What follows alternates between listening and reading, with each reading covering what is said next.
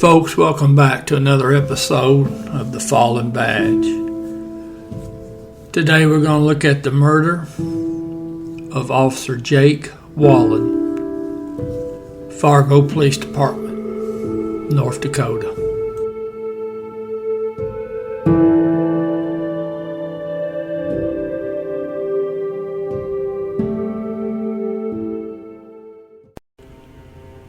Officer Jake Wallin was 23 years old. He had 3 months on with the Fargo Police Department. He was still in the training phase. Now, he was engaged to be married. His parents were still alive.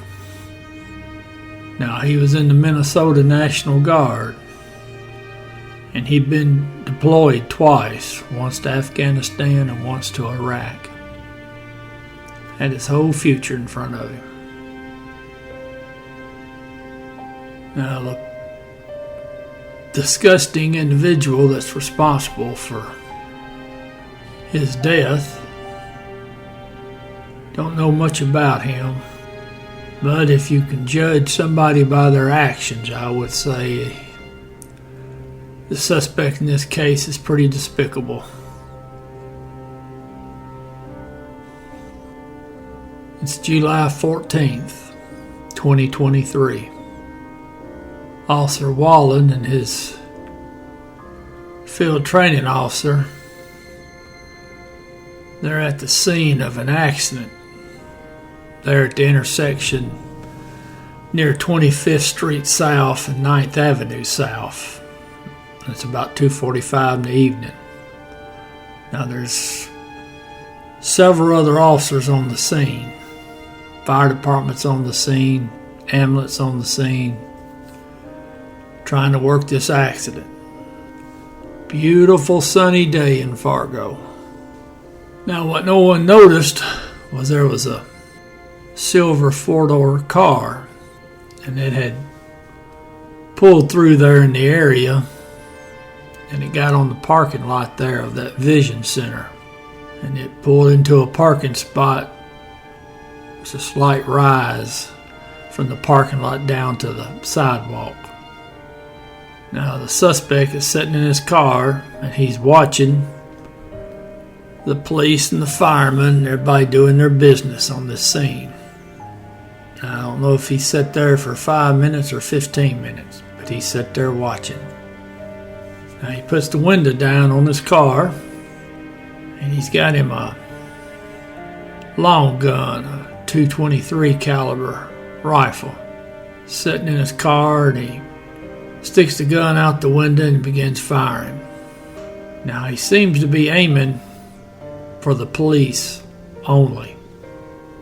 Now, he had a 60-round clip in his rifle. Now, 3 officers go down and 1 civilian. And that civilian had been involved in the accident. So the civilian is suffering the trauma of an auto accident and then the trauma of being shot. Now, everybody that's hit is right there on the sidewalk or in the little grassy area. And we're talking about maybe 10 or 15 yards max. Now, Officer Wallin's training officer, we know for sure that he returned fire. We also know that at some point the suspect got out of the car and he either popped the trunk from the inside or went around and opened the trunk.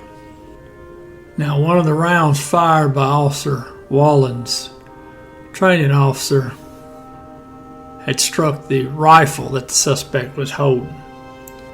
So I would imagine the suspect went to the trunk because that's where he kept additional weapons, because he had additional weapons. Now, the suspect had gotten off 40 rounds before his rifle was disabled. So he gets to the trunk and he arms himself with a 9mm handgun.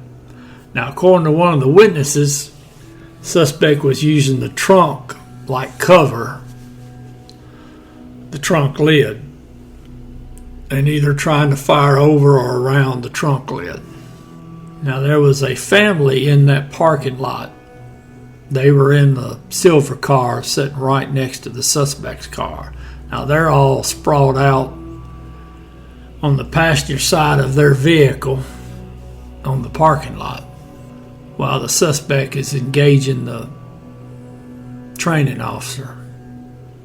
Now, I'm not for sure if the suspect has been hit yet or not, but witnesses are saying that the suspect was down on the ground, but he was still waving around that 9mm handgun. Now, the training officer, he came around the back of the suspect's vehicle. Now, they counted the number of times that the training officer told the suspect to put the gun down. 16 times.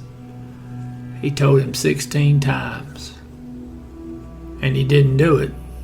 So after the 16th time and the suspect's still armed, still a threat, training officer shoots him and kills him.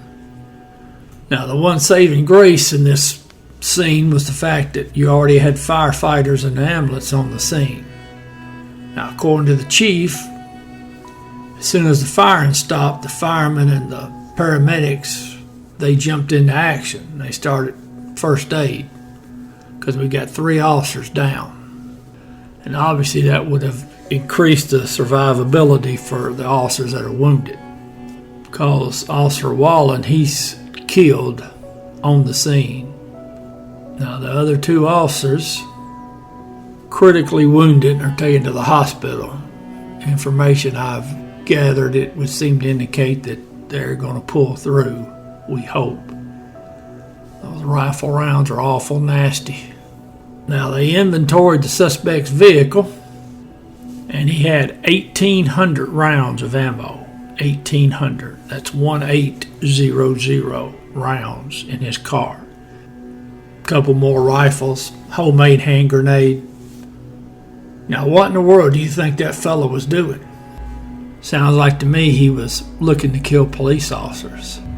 Now, they went to a nearby apartment complex. Don't know if he exactly lived there, but it was described as a location that he frequented or stayed at. And that apartment complex is just a rock throw away from the shooting scene. Now, we don't have any information on why this individual did what he did, other than he must not like the police.